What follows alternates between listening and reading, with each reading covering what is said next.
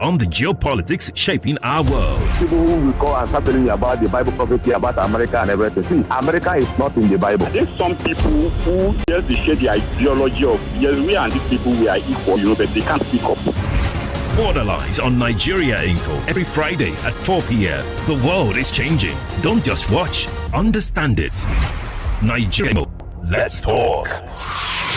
For every minute that goes by, something noteworthy is happening. Governor Babajide Sanwo-Olu gave his assurance after President Muhammadu Buhari unveiled the Lekki Deep Seaport. It is only in Nigeria here that you put politicians that does not go for.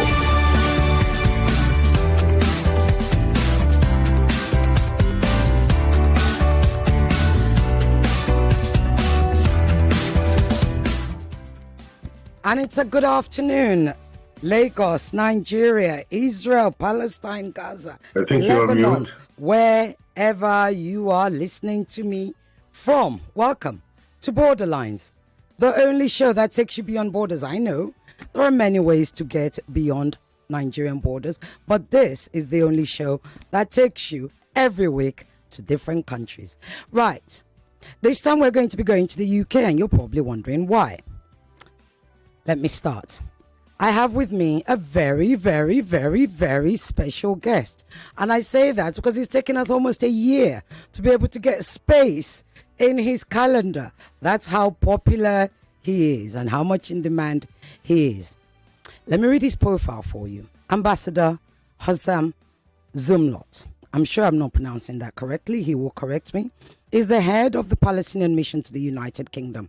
Prior to the appointment to the UK, he served as strategic affairs advisor to the Palestinian president and ambassador to the United States, head of the PLO General Delegation in the United States. Dr. Zomlot's previous official roles include serving as ambassador at large for the Palestinian presidency, director of the Fatah Foreign Relations Commission, and first counselor to the Palestinian mission to the United Kingdom.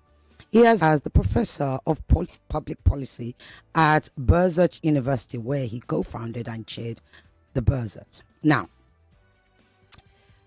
before I bring him on, let me give you a small intro. Okay, so those of you who have been following this show, those of you who listen, who tune in every week, this shouldn't be a surprise to you. The ceasefire between Israel and Hamas started on the 19th of January. It lasted for 2 months. In the agreement, the second phase negotiations were supposed to have started 16 days into phase one. On the 18th of March, despite efforts by Qatar and Egypt to get the two parties back to the table, Israel pulled out of the ceasefire deal. Israel said it wants to extend the framework of phase one.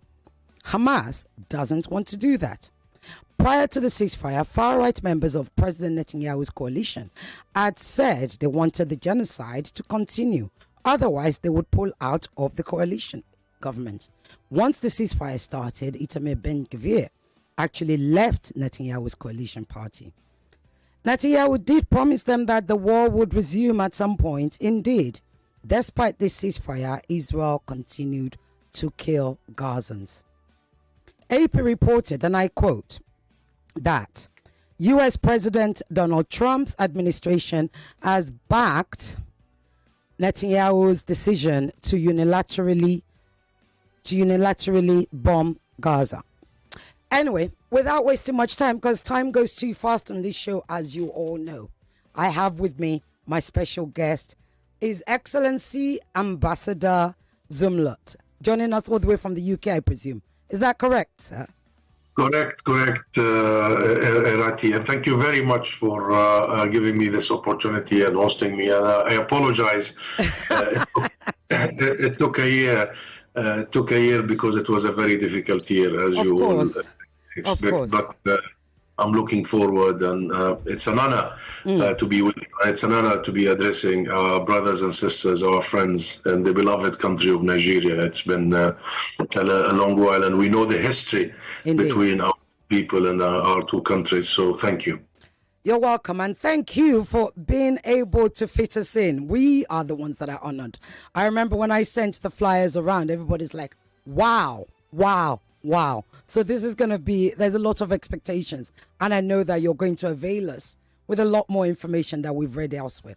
Let's start from the beginning. So after 15 months of relentless, indiscriminate bombings of Gaza, a ceasefire deal, as we all know, which was on the table for since last year, was finally accepted by both Israel and Hamas in January.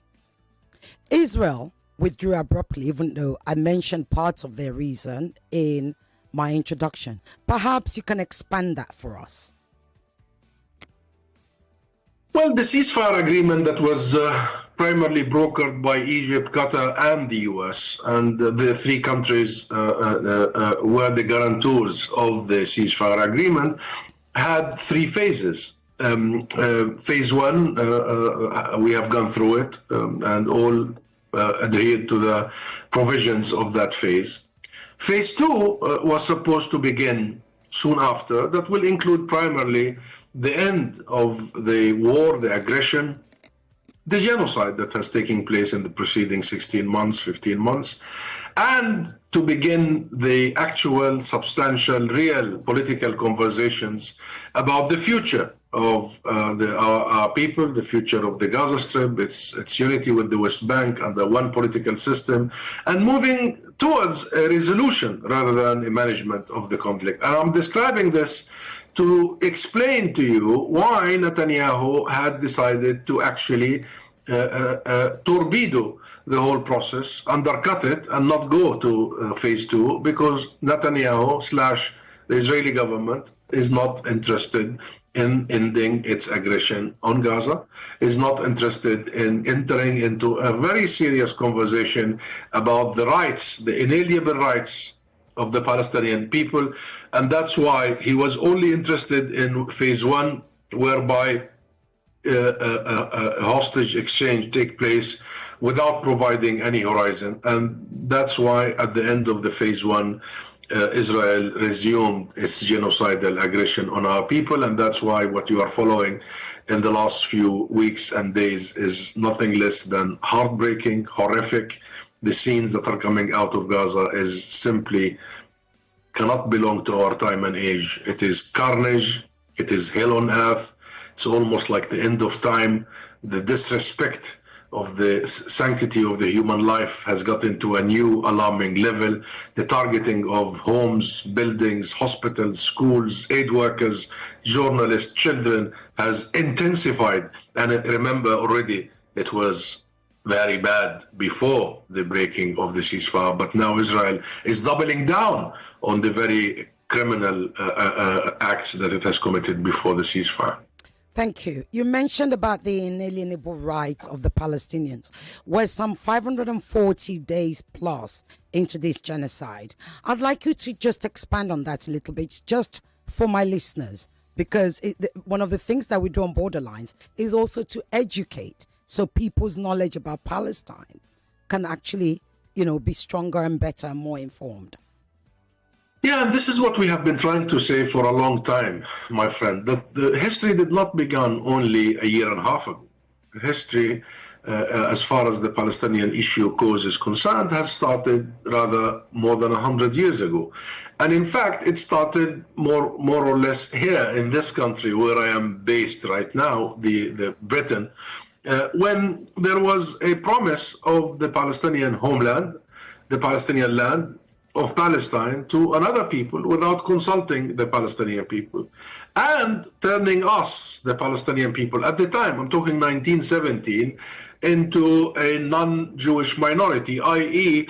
we were not given any national rights or any collective rights, only the right to pray and some civil rights, when in fact at the time they called us non-Jewish minorities. We were 95% of the population. Remember, Palestinians are made of Christians and Muslims, and Palestine is the birthplace of Christianity. And of course, very sacred to Islam, Al-Aqsa Mosque, and all the history that you know. And we are very proud that Palestine is sacred to the three monotheistic religions.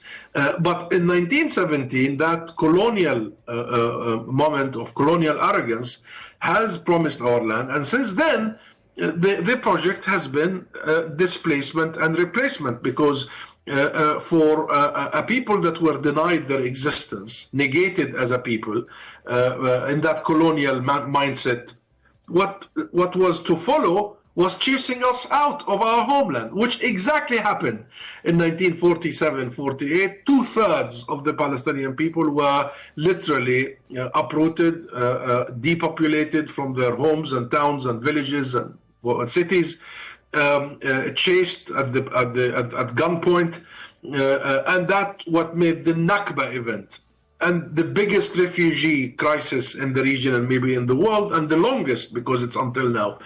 And then soon after, Israel occupied the remaining part of Palestine, which is the 1967 areas, 1967. And since then, we have been trying to find a solution that will guarantee the rights of the Palestinian people, in line with international legality and international resolution. In a lump sum, they call it the two-state solution, i.e., the end of Israel's occupation that began in 1967, and the establishment of a state of Palestine in that territory with East Jerusalem as its capital, and resolving the issue of refugees in line with international legality and in line with the rights of refugees, because they have rights to return to their properties and their homes and be also compensated. And for that purpose, we entered into peace processes and negotiations and peace talks. The Oslo Accords were signed in 1993.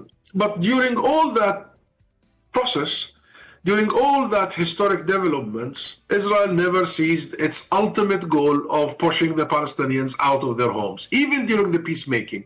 During the peacemaking era, the Oslo, since 1993, the Israeli settler colonialism, the expansion of the illegal settlers and settlements, and I must remind the listeners here, it's a war crime in international law to bring population of the occupying power and instill them in the occupied territory.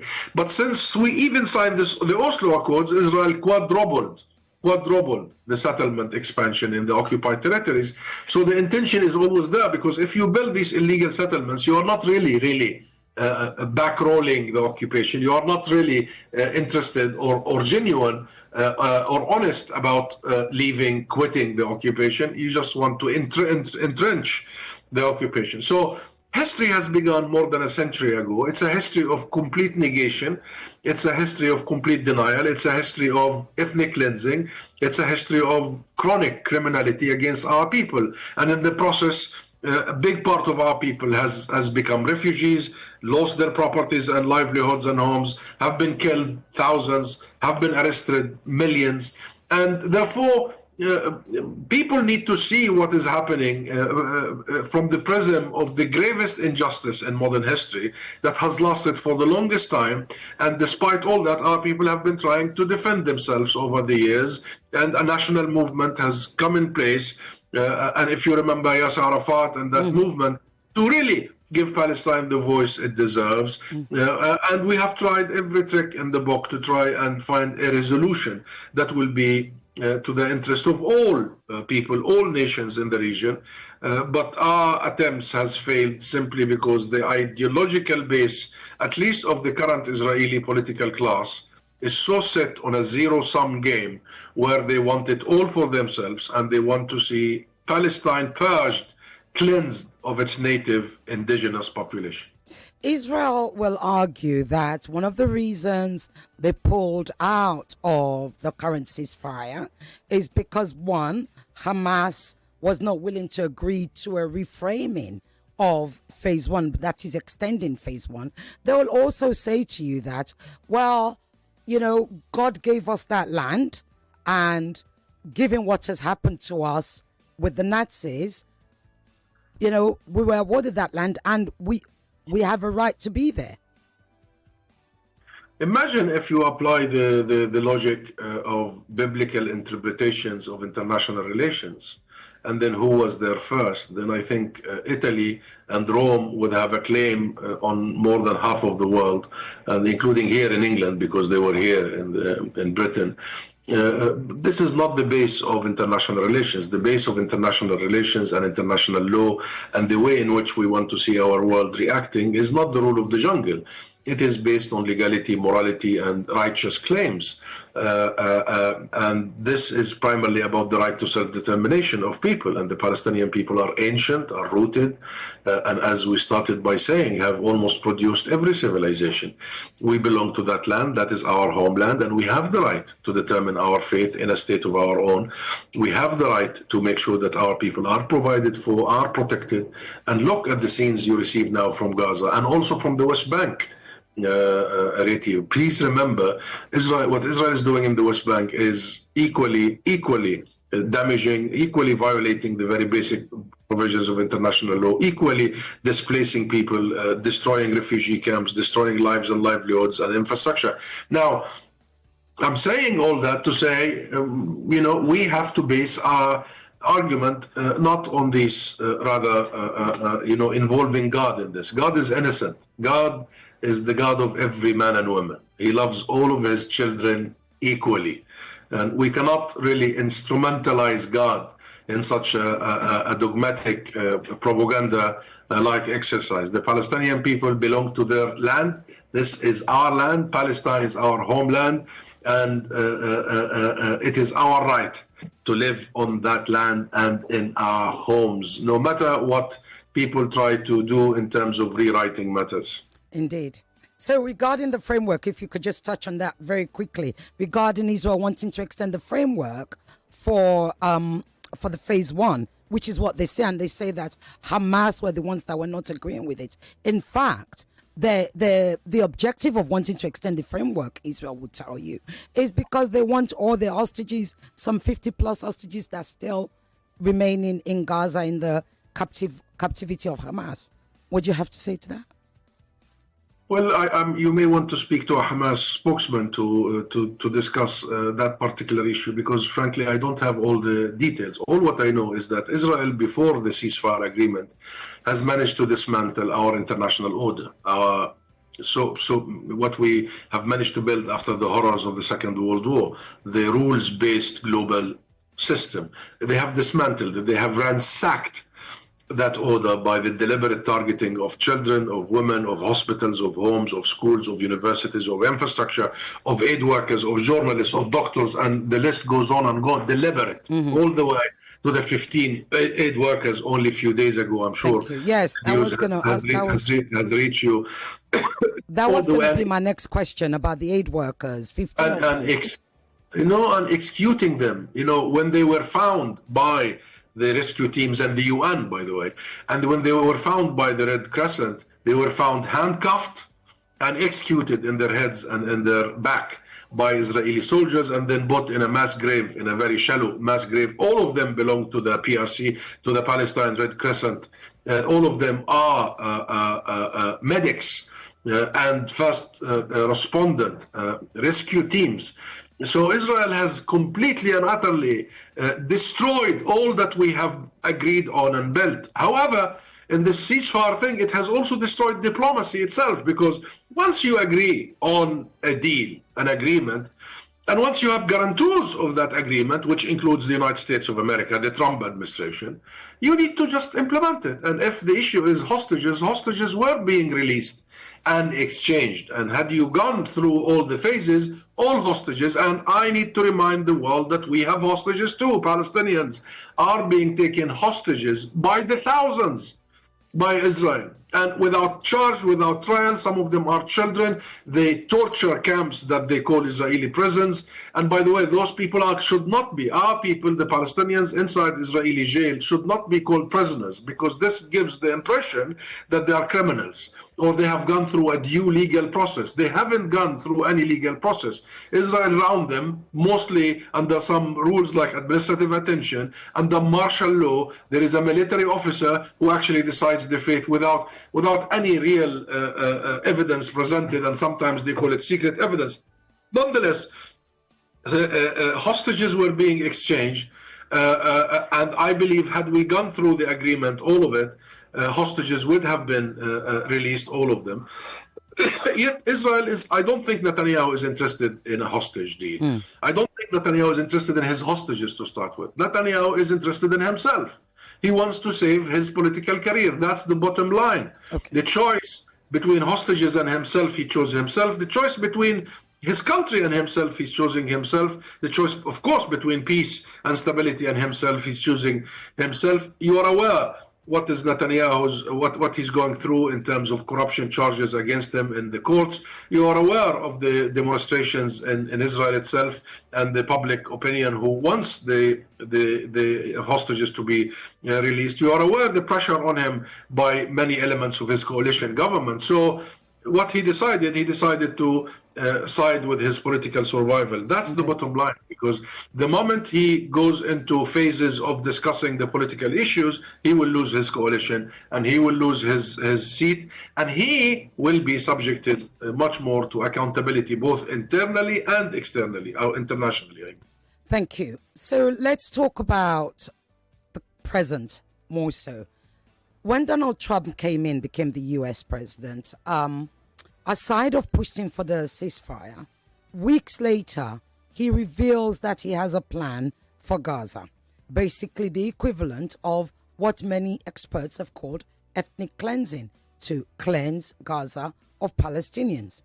Then, the Egyptians and indeed the Arab countries presented their plan. That plan was turned down by the USA. And now today, we have Netanyahu's plan for Gaza. Netanyahu's plan is to colonize 60% of Gaza for Israeli settlers. What do you have to say to that? If things are not clear by now, what could be clearer, my friend? Of course, what you just said. Netanyahu has no actual plan. Netanyahu's only plan is murder, destruction at a mass level. And I don't think he has an end game in the Gaza, at least. But maybe he has in the West Bank, as in the continuous depopulation and colonization of the West Bank. And I was in the West Bank a couple of weeks ago, and what I saw was shocking, the level of colonization and the level of cutting off communities and the level of oppression and the level of control and the level of killing in the West Bank itself. 40,000, as you may have gathered, have been displaced from refugee camps in the West Bank, that is Jenin and Tulkarem. So it's obvious the only plan is the continuation of the logic of ethnically cleansing the Palestinian people. And the summit in Cairo has really presented the world with an alternative path than that of Netanyahu, the path of criminality, the path of genocide. They presented a path that would ensure that this will end, a ceasefire will hold, that Gaza will be rebuilt, that Gaza will be reunited with the West Bank, and the one Palestinian legitimate address, that is the PLO, that is the Palestine Liberation Organization, that is the legitimate representative of the Palestinian people, both in Gaza, the West Bank, and in the diaspora. And you know, the state of Palestine is recognized by the majority of the world states and has a seat in the UN. And that state has a government. The government is the PLO. The idea in Cairo is the PLO has to come back to Gaza. The Palestinian government that is formed by the PLO has to be in charge of the two territory of the areas under one banner, because the whole idea is to unify the Palestinian people, the Palestinian geography, and the Palestinian political system. So we move ahead in the resolution part. But this is exactly what Netanyahu objects to. This is his veto. This is his red line. He does not want to see the PLO coming back to Gaza. He does not want to see the coming back of the idea of the state of Palestine. He prefers the carnage right now to the idea of having to actually discuss a final resolution of the situation. Thank you. It's interesting that you mentioned the settlers at the West Bank. Just around about an hour or so ago, Reuters is reporting that $24 million of assault rifles have now been approved by Trump administration of United States to be sent to Israel. These were assault rifles that had been blocked by Joe Biden because of fear of Israeli settlers actually using them to cause violence and kill Palestinians. What are your thoughts on that? The story is just breaking. People are just discussing it. It's very unfortunate, and it's very damaging, again, to our international system and international legality. It's very damaging to our international relations and standings.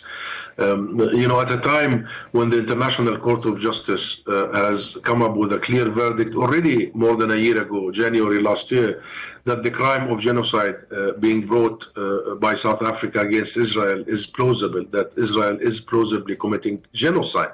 Genocide, that's the crime of all crimes. That's the extermination of a people. That's the targeting of a people because of their identity. And Bosnia has gone through this before it. Rwanda has gone through this.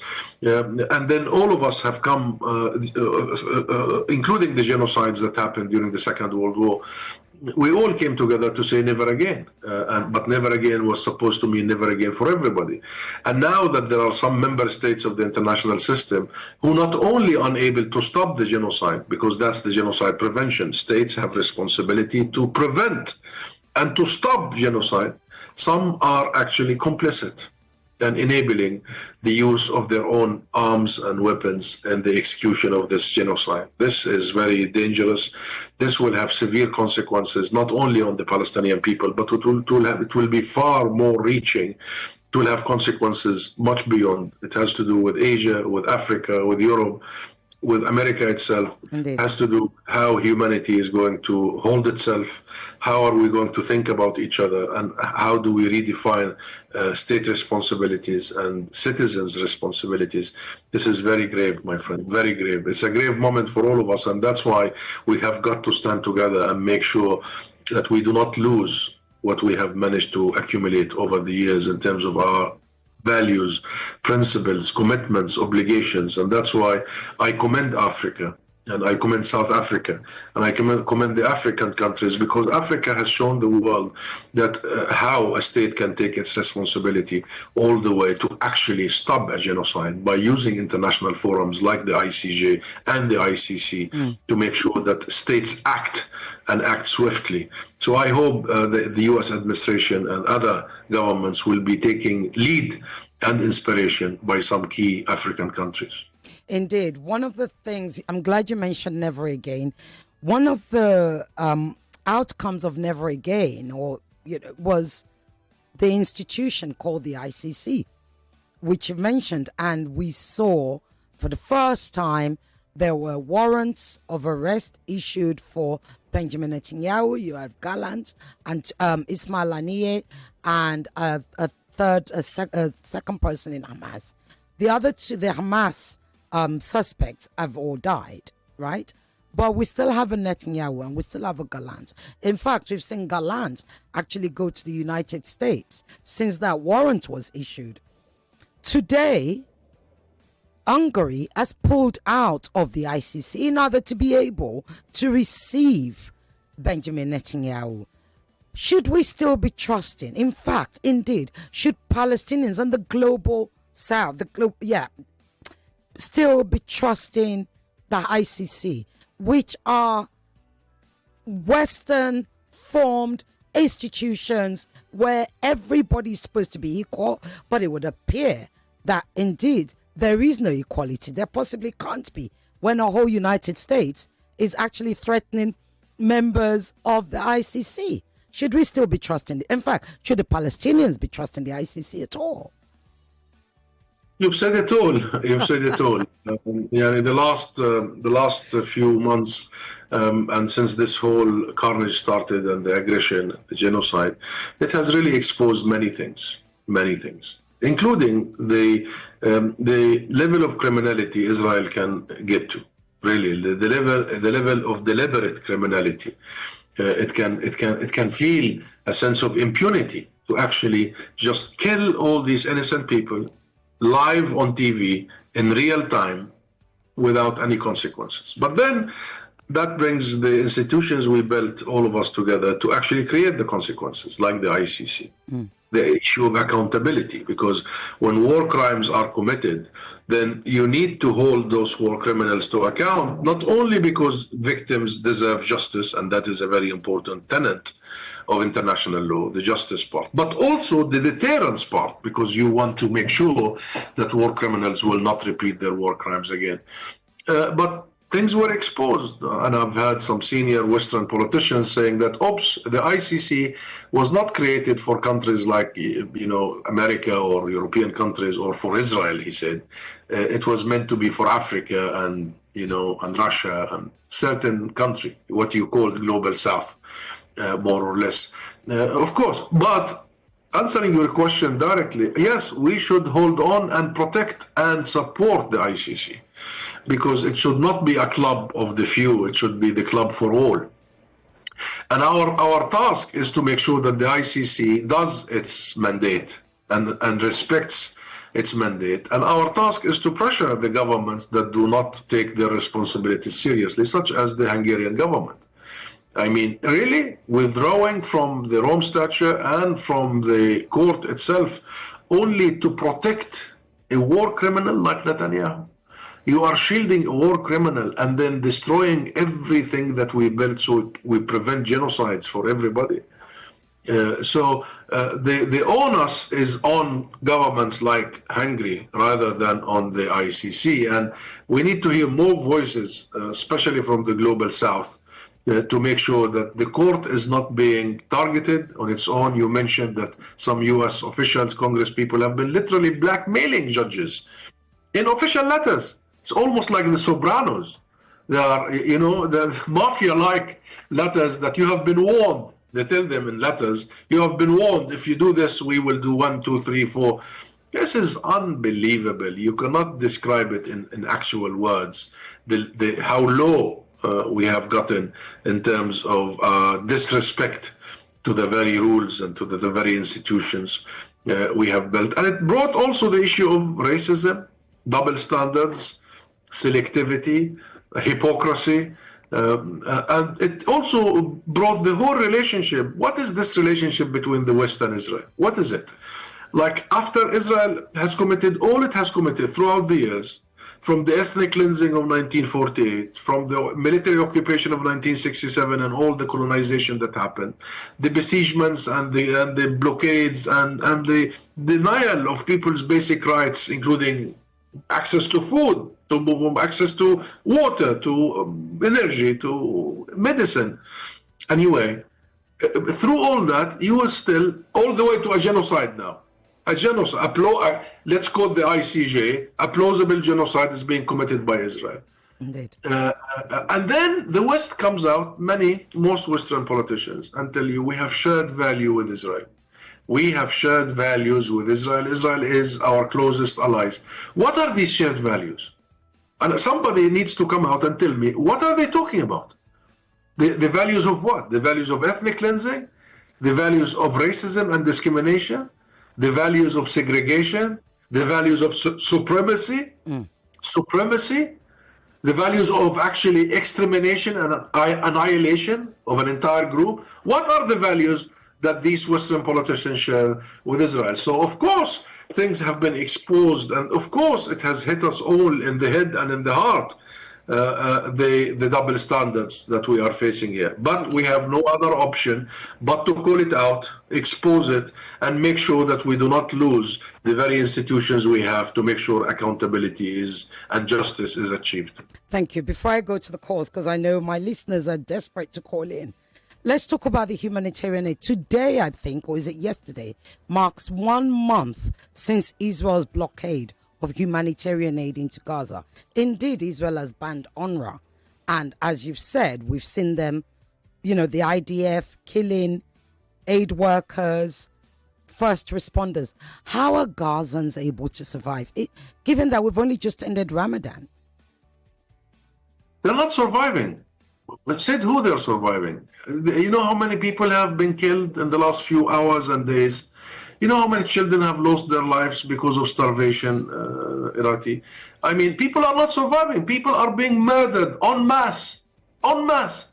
The last few days, it's the Armageddon. It's almost like the end of time. When you see Israel is carpet bombing entire neighborhoods, and for weeks on a row preventing any delivery of any sort of humanitarian aid.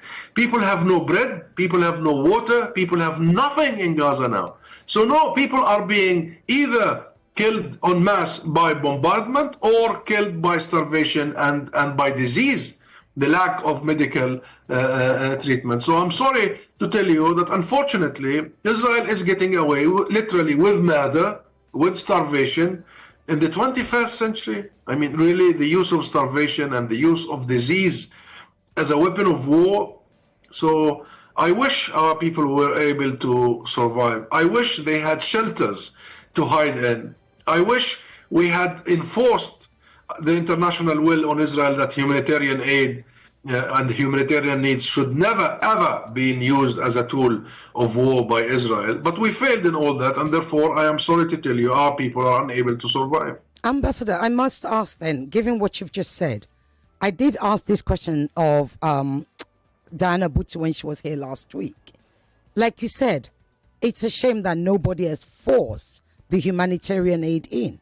Egypt should be able to do that. Indeed, the Arab countries should have been able to come together with Egypt saying, look, we will lead this humanitarian aid into Gaza. But nobody said that.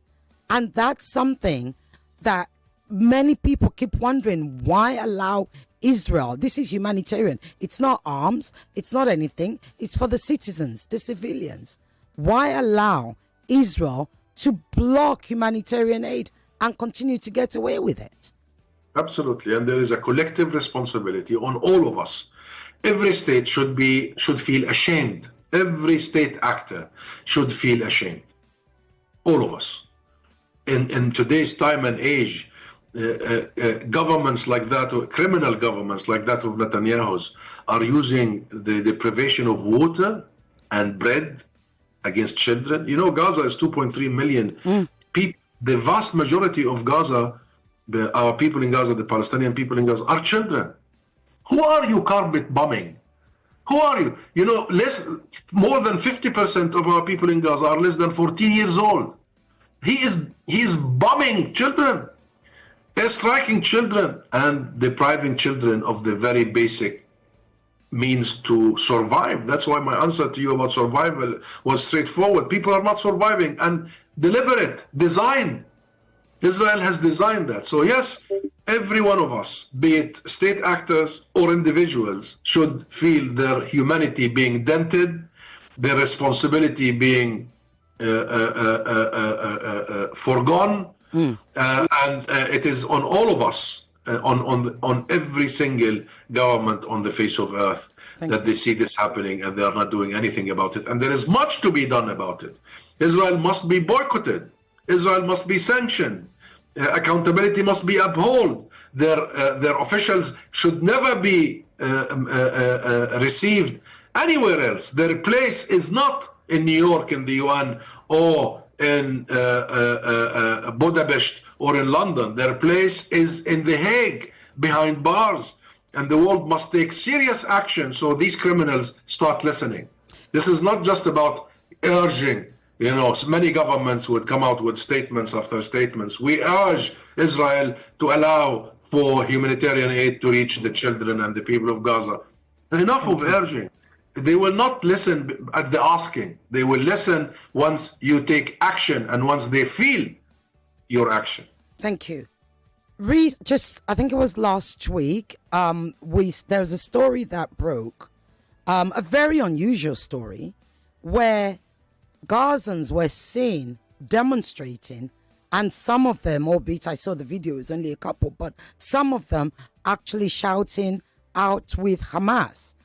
Then follow up to that was the story of a 22-year-old Palestinian who is alleged to have been killed by Hamas because he was one of the people shouting about that. Can you actually, help us understand what's going on there? The Palestinian people have every right to shout at anybody they want to shout at and to criticize their own political or groups, including Hamas. Of course, there is responsibility on all of us. So we must hear and listen and respect our people. Our people have been subjected to the most horrific, unimaginable, unthinkable situation for a long, long time. They have really stayed the course. And they have been there just sitting ducks for Israeli aeroplanes and Israeli tanks for more than a year and a half. So Indeed. once they come out and they express their views, we must bow and respect and hear their wounds and their suffering. And Hamas or anybody who attack Palestinian people, like the young man you just mentioned, Uday, I think his name was, a 22-year-old, only because he expressed his opposition, is criminal and unacceptable and must be treated in accordance with the Palestinian law. Those who did this must be brought to Palestinian justice. Indeed. The lines are already ringing, but I've still got two. Our people need protection now, not attacks. Enough attacks by the main attacker, which is the occupation and Israel. We need to huddle our people. We need to cuddle our people. We need to embrace our people. And we need to make sure that our people are protected and never to undermine their rights or to attack them in any way or shape. It's a good segue, and I'm going to have to give you a minute because they've already started calling into my next question. Talk to us, explain us, because most people don't realize that there are different Palestinian political groups. Talk to us briefly about the Palestinian political structure and indeed who we should be looking to for leadership in the aftermath of all of this. Political factions, parties is not really up for conversations outside Palestine. This is a Palestinian matter. Like all countries, like Nigeria, you have many political groups. Yeah. What matters are the national structures. So, and then political groups can differ, can disagree, can agree. That's for them. What matters is Palestine has an address, and the address is the State of Palestine. We have the State of Palestine. You're talking to the Palestinian ambassador here in the UK. Okay, they call it a mission. The UK is one of the very few countries left that did not recognize the State of Palestine. But 147 countries did, including of late Spain, Ireland, Norway, Slovenia. I'm sure you followed that. So we have the State of Palestine that is sitting there in the UN, also as the State of Palestine. And you have the government of the State of Palestine that is made of the umbrella. The PLO is not a political faction. The PLO is an umbrella. Underneath that umbrella, there are all the political factions, minus Hamas, because there was a political dialogue happening for a long time, and it didn't really yield the desired result of bringing Hamas on board. Yet the PLO remains to be the sole legitimate representative of the Palestinian people. These are the structures, and the PLO is responsible to make sure that our people are provided for, are protected, that Gaza is reconstructed, that we interact with the region and the rest of the world to make sure that now is the time we heal the wounds of our people. As for Hamas, this and that, these are issues that should be sorted internally, and the final say is always to the Palestinian people. So the State of Palestine has got to be committed to renew the democratic process. Thank you. And at one point in time, this is a time when it's very difficult. We are going through genocide. This is the worst moment for any nation, that you are being mass killed because of who you are. Maybe this is not the time, but soon we will have to offer go back to the source of legitimacy, the only source of legitimacy of the Palestinian national governance and structures, which is the Palestinian people, and the Palestinian people will elect, vote, and decide. Thank you. I'm going to come to your calls now. I know you've all been calling. Remember, question or comment, succinct, short. We don't have time. Hello. Hello, madam. Good evening. How are you doing? Good evening. How are you? Titlokwe, go ahead, please. Yeah, thank you very much. I need you to speak louder into your phone. Masjid al-Aqsa was attacked during the week. And first, what does it portend for the greater Middle East? That is the Muslim community at large. Sorry, stop. Titlokwe, I can't make out what you're saying because the dog was barking. Start again and speak louder. Okay, let me get away from it. Can you hear me now? Not really. Hello? Yeah, I said, Masjid al-Aqsa was attacked during the week. What does that portend for the greater Muslim world? Who was attacked? Number two, Masjid al-Aqsa, the mosque in Jerusalem. Okay, yeah.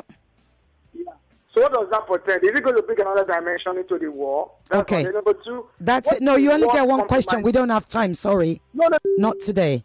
Right. Hello. Hello. Good evening. Good evening. Your name, your question or comment, please. Yeah, my name is Solomon. Okay, go ahead, Solomon. Yeah, I think moving forward, rhetoric regarding Israel and Palestine should be constructed towards peace. Because I have followed through situations over the years. But I think one of the major issues between Israel and Palestine has always been rhetoric. I need you to wrap up. We don't have the time. This is not to regale us history. I need you to wrap up. Do you have a comment or question, please? I literally don't have time. The question is, who is representing Palestine? The people of Palestine, because Hamas. Okay, who is representing the people of Palestine? Okay, thank you very much. God bless you. Yeah. Hello. Evening, again. Good evening, Emmanuel. It was alleged that during the protest there was a guy that was killed, by Hamas. He disappeared, We've asked that question and the ambassador has answered it. Anyone? Okay.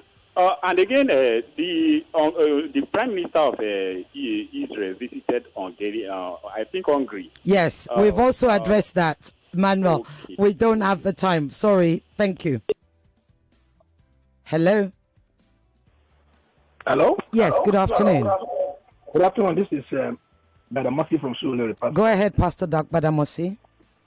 Yes. What I want to ask your guest is saying PLO is the government of the Palestinians, that they have ambassadors all over the world and they're recognized. Will Hamas agree with that? Sorry, say that again. Will they agree? Will they agree to what? I said, agree to that. PLO is the authentic government all right. of the Palestinians. Thank you. Hamas agree to that. Thank you very much. Ambassador, this is the quick speed round. Right? So I'm going to give you a minute to answer those two questions. I actually couldn't make out what Mosque Titilopa was talking about, so perhaps you can send us a WhatsApp message. Ambassador, will Hamas agree that the PLO to run Palestine? Pastor Badamosi wants to know. It would be more authentic if you hear from Hamas about this, but I believe Hamas never doubts the legitimacy of the Palestinian representation. Hamas does accept long ago and until now that the PLO is the sole legitimate representative of the Palestinian people. The issue here is not who represents. Every Palestinian of the 14 million accepts that the PLO is the umbrella, the PLO is the Palestinian political, national, and sentimental even address of the Palestinian people. And again, the PLO is not political faction. The PLO is the national structure under which all political factions should come under. The only issue here is Hamas wants to be part of the PLO, and the PLO wants every Palestinian faction to be part of it. And there has been a rather lengthy period of dialogue whereby becoming part of the PLO has got to make sure that we remain legitimate representatives and make sure that we agree on the final destination. Okay. We have a basic sort of understandings, let's call it agree how to disagree. And hopefully, sooner or later, we will conclude that process successfully. Okay, right. There was another question. I couldn't write it down. Were you able to write it down, Ambassador? The question before the PLO. It was the question before the PLO, who is representing the Palestinian people? Yes. Is the PLO. And there was a gentleman about Hungary, and we did say how dangerous what Hungary did is challenging the ICC and challenging the international law, challenging the very idea of the international judicial system, and how slippery of a slope that is for the rest of us. So I add my voice to him that trying to shield war criminals from war crimes is not how we want to see the future unfolding for all of us. Okay. You can still call on 0201-277-0993, 0201-465-7190, or send your message to The WhatsApp number 0809 597 5805. Right. I have a question for you because I've got a moment. Oh, I spoke too soon. You have to understand, our listeners, they're my co-hosts. Hello. Hello? Yes, good afternoon. You need to turn off your radio, please. Yes, I can hear you. Yes. My second question, I want to ask another question. Go ahead. Now, the Hamas as an organization, they have taken a different strategy, militancy or extremism. And the PLO, as all of us, since 1994, thereabouts, have been following the even in I need you to hurry up, please, because of time, honestly. So, what I'm saying is that the strategy, the PLO strategy, I want to hear from him what is the strategy of the PLO. Okay, as opposed to Hamas's militant strategy. Sorry, who am I speaking to? Pastor? Is that you, Pastor? Pastor Badamosi now. All right, thank you. Right, so that's one, and perhaps I can add my question. Oh, I can't. They're ringing. Hello. Hello. Yes, good afternoon. Yeah, good afternoon. I have a question. You need to turn off your radio, please. Okay, let me move on. Yeah, you hear me now? Yes, quickly. Yeah, I have a question. I want to know who is the authority in Palestine? Because if it is Hamas, they are not doing the right thing. Okay. All right. Thank you. That's a good question. I think we've addressed it, but it's all the same. One more. Hello? Yeah, I said Masjid Al-Aqsa was attacked during the week. What does it portend for the whole Middle East and the Muslim world? It's just not clear. Are you talking about Al-Aqsa Mosque? Yes. Yeah, but you keep saying Mosque de Al-Aqsa, and we're not hearing you right. Okay, Al-Aqsa Mosque was attacked. Al-Aqsa Mosque was attacked. What does it mean for Palestine? Okay, thank you. Right, Ambassador, I'm going to give you a minute and a half there because the lines are still going, and this is the Spitfire round, and I still have my question. Well, I'd like to hear your question, but the strategy of the PLO is to leverage the Palestinian cause and the strength of our people in the arenas of popular resistance on the ground, and there has been inspiring models of popular resistance over the years from the first Intifada, if you recall history. Leveraging the internationalization of the Palestinian issue by going to the UN, gaining a state status in the UN, observer but a state status, and then using that leverage to actually be part of the international system to create more leverage and more pressure and more venues, and to also leverage the legal track. It's the state of Palestine that has actually ensured that the ICC would investigate war crimes. These are state matters. The ICJ would look into our requests, and there was a very historic ruling by the ICJ, the International Court of Justice, only in July last year, that Israel's presence in the occupied territory is illegal, unlawful. It has to end. Its settlements has to end, unlawful, and third parties must cease. This is very important to provide any help. So our strategy is to utilize everything to pressure this and to end this occupation once and for all, and to achieve the rights of the Palestinian people. Now I have to squeeze in my question, and you have to answer it within a minute because they're about to go to news and I'm being told in my ear to hurry up. Right. Let's talk about Western media. The Western media has received a lot of criticism as to their narrative and the way they present and the framing of Palestinians, of the genocide, of the actual of Israel, when massacres like the Ramadan massacre happened, etc. Would you agree? Would you? And you're somebody that's been on, you've been on all of them, all the Western media. Would you agree that criticism is valid, is well deserved? 1 minute. Much of it is very well deserved. Some mainstream media here in the UK and international mainstream media have really been exposed of the double standards. of the lack of professional attitude. The media's main role is to convey the truth, not to dodge the truth. Israel has prevented mainstream Western media from accessing Gaza. There was a clear plan in the Israeli side to commit the crimes in the dark, yet the Western media could not challenge that and could not actually report the situation as it is. Thank you very much, Ambassador Zomlot. We will call you Ambassador because Nigeria recognizes Palestine as a country, and that's how it is. So we will call you Ambassador, not Mission. Thank you so much for joining us. It's been an absolute honor. You must come to Nigeria, though. Say yes to that. I would be honored. Thank really you. Honored. Have a wonderful weekend. Thank you. Thank you very much.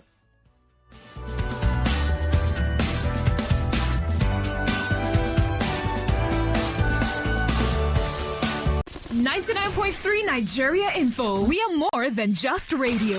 Subscribe to our YouTube channel at Nigeria Info FM. Check us out on Facebook at Nigeria Info 99.3. Follow us on Twitter at Nigeria Info FM and on Instagram at Nigeria Info FM Lagos for live updates as it happens. 99.3 Nigeria Info. Let's talk.